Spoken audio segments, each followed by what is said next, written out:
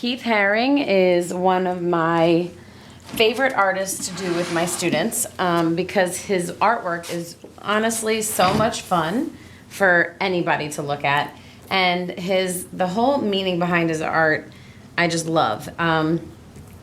He just wanted to share art with as many people as he possibly could, so he did these very quick drawings and paintings, and he was really focused on getting his art out to the people. So he actually started off as a graffiti artist and was working down in the New York City subways with a piece of chalk on empty bulletin boards on empty black paper, and just wanted to get his art out to the people, which is why I think he started out without any details or anything like that, just because they had to be done quickly. And they made everybody smile. They still make me smile, and I'm sure they still affect a lot of people in the same way. So what I'm going to show you today is how you can begin starting off a drawing in the style of Keith Haring using basic steps. I do this with my second grade students, so if you are my student, you've seen this lesson before. And if you are not, then here we go. So I'm going to scoot these. These are some of his prints, just so you could see them. And look him up online. He's got a lot of artwork, and it's all really, really, really fun to draw. So let me start off by saying that if you are able to draw a person like this without any stick figure, then by all means, go for it. But I'm gonna do this for anybody who might struggle with that. So I would say, start off with your person standing on their feet and try not to make it too complicated in the beginning. I begin with my head. You want a good size circle, not too small. And then I say to my students, make it look like a lollipop. Then decide how his legs are first. Now in this worksheet, I have one leg bending and one leg straight. And you can make both legs straight if you want to. If you're just starting off, you can make both legs straight. Or I'm gonna say my guy is running. So that's his foot and his back leg is bending. You have to notice that you bend at the knees and the elbows. So where is this person's arms and how are they bending? Let's say this one is gonna be straight, and maybe this one will be straight but on an angle going up. So he's really excited and he's running. The second step that I use is to trace around this figure. So you don't want to trace too close to this line, because if you look at Keith Haring's artwork, none of his figures are super, super thin, and they have a little bit of a thickness to them. So when you're working, you just want to kind of keep that in mind.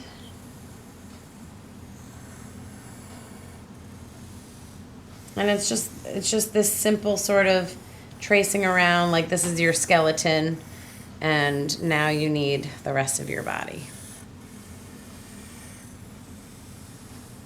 You don't have to trace around the head because the head is already a circle. So erase the line inside, and that's basically the start of a Keith Haring styled figure.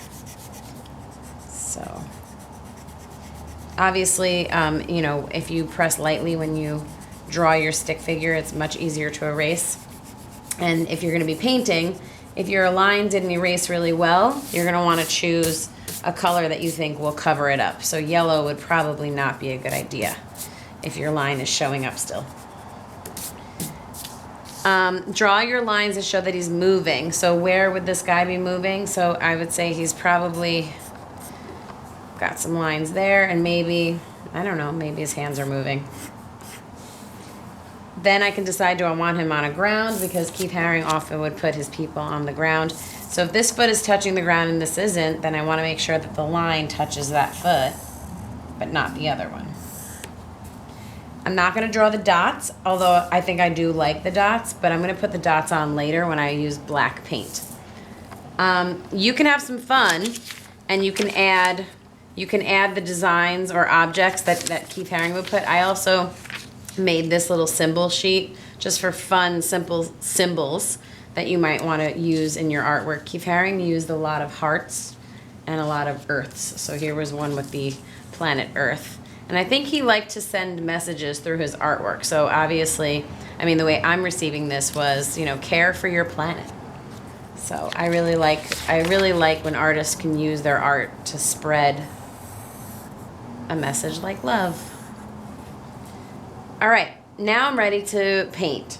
So I'm going to start with my colors because black paint can really get mixed into things, and I want to use black last. You'll notice here that I have two different brushes. One is thicker and one is thinner. I'm saving this little guy for my outlines. And in my classroom, this is called Mr. Bristles. So I'm gonna use the dark blue for my person. To start off, you wanna hold your paintbrush just like you hold a pencil. Dip Mr. Bristles' hair into the hair dye, also known as paint. And I like to explain that we're tracing around first and then filling in. That kind of acts like a fence, and you want to make sure that your paintbrush doesn't go past the fence. And you know what? The best part about art, if it goes past the fence, nobody else is gonna know. So you just have to be creative about how you fix those little quote unquote mistakes. Everybody says there's no mistakes in art, and that's because artists are creative thinkers, and they think about ways to turn things that were mistakes into hidden secrets or into something else. So have fun with that. So I'm trying to outline. I'm being very generous about the amount of paint on my paintbrush because I want to make sure that it's a smooth edge. We don't want any fuzzy looking lines. Keith Haring's artwork almost looked like it was, I mean, so neatly done. It could have been done on a computer, but he didn't do his on a computer. He was making art in the early 80s, and he was doing it all by hand. He just had really good control over his paint and his paintbrush, so we're practicing. But having a lot of paint on your brush allows your brush to move smoothly on the paper. Now, you need a cup of water. I did not wet my brush before I put it in this paint. This kind of paint is called tempera paint. Tempera paint is already liquid. So the brush only gets wet when it needs to be cleaned. And I usually keep a tissue or a paper towel with me because if you have a lot of water on your paintbrush and you go to another color, it's gonna make that paint thin. So let me scoot this out of the way. Get my next color. My brush is nice and clean and pretty dry. I'm ready for this paint. I'm gonna do the ground, and I'm really not gonna worry about my table. I'm in an art room. I don't worry about things like that. We just clean it up after. Another fun thing about art, besides being able to make mistakes and turning them into fun things or secrets, is getting messy. So I'm gonna move my hand so I don't paint it. Problem with messy fingers is that it makes your art messy in places you don't want it messy. So I don't want to get paint on my hand. Alrighty. For the sake of this, I am going to paint my heart the same color, just because I only brought two colors over. Outlining, making sure I have a generous amount of paint on my brush. Okay. So right here, it's a little bit of a fuzzy edge. No big deal, because when we go over this with black, you're going to be able to cover that right up. Okay? Move that out of the way.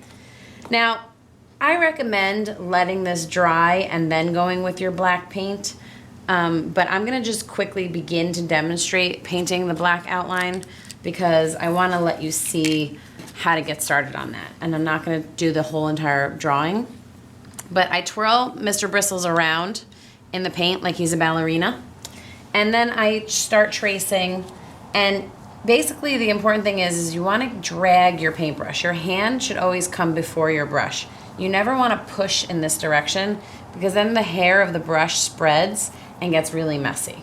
So I'm going to start by, let me start over here. And I think I need to turn my paper because I really don't, I want to rest my hand on the table. I'm going to start. Now you notice that I'm on the outside of this shape. I'm not trying to paint over the blue paint, especially because it's wet. Be generous with the amount of paint that you get. My hand is leading the paintbrush where to go. And see, now I'm turning it, and now my hand is leading it in this direction. Never am I going to go like this and push my brush forward. See how that makes this fuzzy line? And I don't know if you could tell on the video, but the hairs of the brush have spread. So that's why I twirl him like a ballerina, because you want a nice kind of a point. And when my hand feels like it's got to go in an awkward position, that's a good time to start turning my paper. Now I'm going to go from here because I don't want to push this way.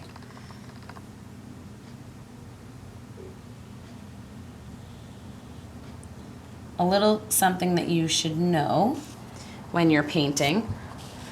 The harder you press with the brush that you're using, obviously you want to use a small brush, but the harder you press, the thicker the line. So here I'm pressing, I'm flattening the paintbrush. If I change the amount of pressure, so if I don't press as hard, I can make a thinner line. But I'm going to keep my line the same right now, just for the fact that I've started it that thick. Now here, when it's not dry, be very generous with the paint. That way it glides on top of the color and doesn't start mixing. So now I have a little bit of that turquoise blue on there. I need to wash my brush so that I don't start mixing my colors. Because Keith Haring, one thing about him, dry it off. One thing about him, all of his colors are very clean. He really didn't mix colors very often. He really had these very crisp, clean colors and clean edges. So we're trying to make our artwork look like Keith Haring. So we need to do these kinds of things. And it's also just good practice. Ooh, there it is again. All right, so I'm gonna just move on from this, and let's just say I finished tracing his whole body. Now I can go trace the ground. Not this way. That's my brush leading my hand. I want to have my hand pulling on my brush. Dragging Mr. Bristles around. And I don't know if you noticed, that's fuzzy, so I'm going to flip his head over. Flip the paintbrush over because there's paint hiding on the other side. And then I can go get more. And now I can add my black dots. A trick that I've taught my students in the past, if you don't want dots this big, you can also use the other end of your paintbrush. So I'll just demonstrate that really quickly if you want little dots. So there it is. It's a lot of fun. Everything in Keith Haring's picture gets a black outline, even these lines that show that this guy or girl is moving.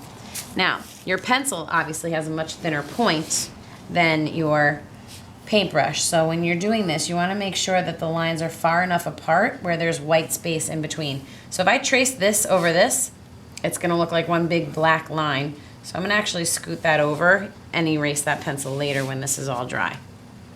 Over here, this line is touching his arm. I don't want that. So I'm going to just create basically new lines and erase those pencil lines later. They were just there as a guide. Okay? So I'm not going to finish this because I want to let you get to work. Have some fun with Keith Haring. Definitely look him up online if you're more interested in seeing some of his artwork and for inspiration or ideas. Happy painting!